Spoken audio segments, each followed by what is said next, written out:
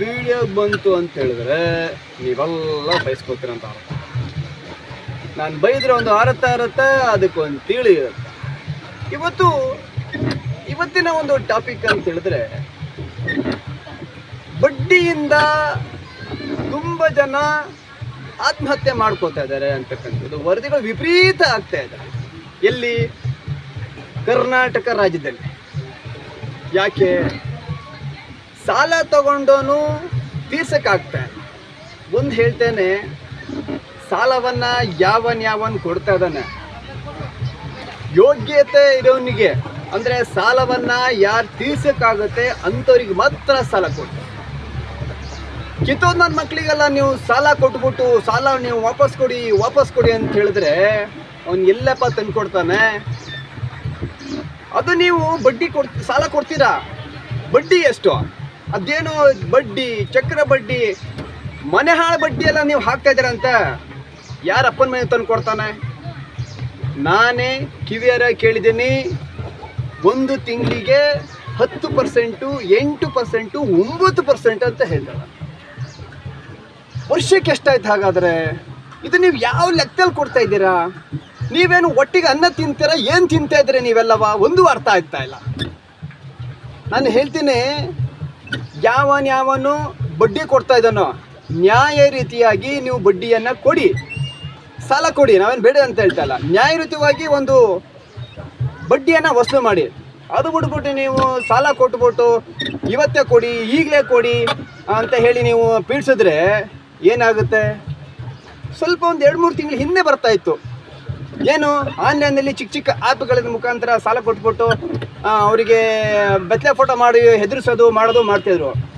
ರಾಜ್ಯದಲ್ಲಿ ಇವಾಗ ಅರಾಜಕತೆಗೆ ಸೃಷ್ಟಿಯಾಗಿದೆ. ಇವಾಗ ಎಷ್ಟು ಬಡ್ಡಿ? ನಾನು ಕೇಳಿದ್ದೇನೆ, 10,000ಕ್ಕೆ 80,000 ಬಡ್ಡಿ ಅಂತೆ. ಯಾವ ನನ್ನ ಮಗ 80,000 ಕಟ್ಟಕ್ಕಾಗುತ್ತಾ? ಯಾವ ರೀತಿಯಲ್ಲಿ ನೀವು ಬಡ್ಡಿಯನ್ನು ವಸೂಲು ಮಾಡ್ತಾ ಇದ್ದೀರಾ? ಕಿತ್ತೋದು ನನ್ನ ಮಕ್ಕಳ.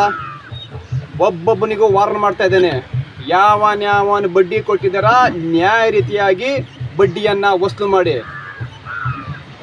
ಬ್ಯಾಂಕ್ಗೆ ವರ್ಷಕ್ಕೆ 12%, 13%, 14%, 15% ಬಡ್ಡಿ ಇದೆ.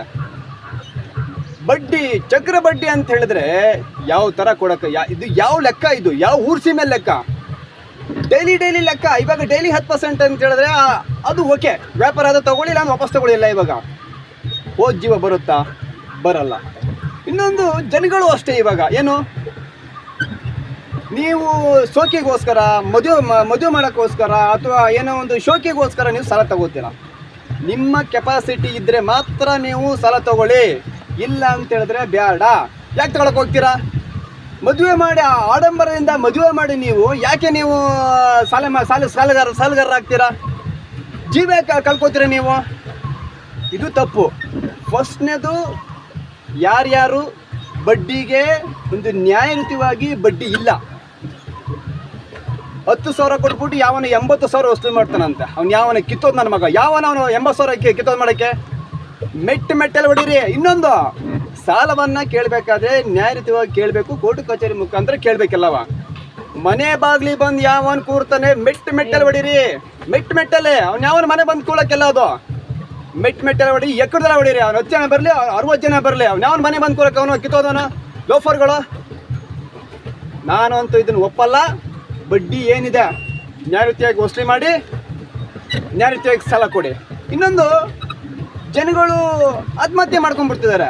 ಅದು ನೀವು ಆತ್ಮಹತ್ಯೆ ಮಾಡ್ಕೊಳ್ತಕ್ಕಂಥದ್ದು ಏನು ನೆಸೆಸಿಟಿ ಇಲ್ಲ. ಕೋರ್ಟ್ ಇದೆ, ಮತ್ತು ಇನ್ನು ಪೊಲೀಸ್ ಸ್ಟೇಷನ್ ಇದೆ. ಸಾಲವನ್ನು ನೀವು ತೀರಿಸ್ಬೋದು. ಏನು ಸಾಲ ಕೊಟ್ಟವನೇ 10,000 ರೂಪಾಯಿ ಇವತ್ತು ಕೊಟ್ಟಿರ್ತಾನೆ ಅಂದ್ಕೊಳ್ಳಿ, 1 ಲಕ್ಷ, 2 ಲಕ್ಷ, 3 ಲಕ್ಷ. ಇವಾಗ ನಾಳಿಕೆ ಕೊಡು ಅಂತ ಹೇಳಿದ್ರೆ ಅದು ಆಗಲ್ಲ. ಅದು ಟೈಮ್ ತೊಗೊಳ್ಳಿ ನೀವು. ಆಯಿತು, ಇವತ್ತು ಕೊಡ್ತೀನಿ, ಅವತ್ತು ಕೊಡ್ತೀನಿ ಅಂತೇಳಿ ಯಾಕೆ ನೀವು ಆತ್ಮಹತ್ಯೆ ಮಾಡ್ಕೋತೀರ? ನೀವು ಆತ್ಮಹತ್ಯೆಯನ್ನು ಯಾವುದೇ ಕಾರಣಕ್ಕೂ ಕೂಡ ನೀವು ಮಾಡ್ಕೋಬೇಡಿ. ಮನೆ ಹೋದ್ರೂ ಹೋಯ್ತು, ಗೌರ್ಮೆಂಟವು ಸಾಕಷ್ಟು ಮನೆಗಳಿರ್ತವೆ, ಆ ಮನೆಯಲ್ಲಿ ವಾಸ ಮಾಡಿ ನೀವು, ಹೌದಲ್ವಾ? ಇನ್ನೊಂದು, ಬ್ಯಾಂಕ್ಗಳು ಅಷ್ಟೇ. ಇವಾಗ ಮೈಕ್ರೋ ಫೈನಾನ್ಸ್, ಅದೇನೋ ಕಿತ್ತೋಗಿರೋ ಫೈನಾನ್ಸ್ ಅಂತ ಹೇಳ್ತಾರೆ. ಆದಾಯದ ಮೂಲ ಇಲ್ದಲೆ ಯಾವುದು ಆದಾಯದ ಮೂಲದ ಇಲ್ದರೆ ನೀವು ಯಾವ ನಿಮಗೆ ಲೋನ್ ಕೊಡೋಕೆ ಕೇಳ್ದಾನು?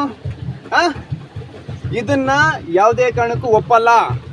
ಕರೆಕ್ಟಾಗಿ ಯಾರ್ಯಾರು ನ್ಯಾಯಯುತವಾಗಿ ಸಾಲವನ್ನು ಕೊಟ್ಬಿಟ್ಟು ನ್ಯಾಯಯುತಲ್ಲೇ ಕಲೆಕ್ಟ್ ಮಾಡ್ಕೋಬೇಕು.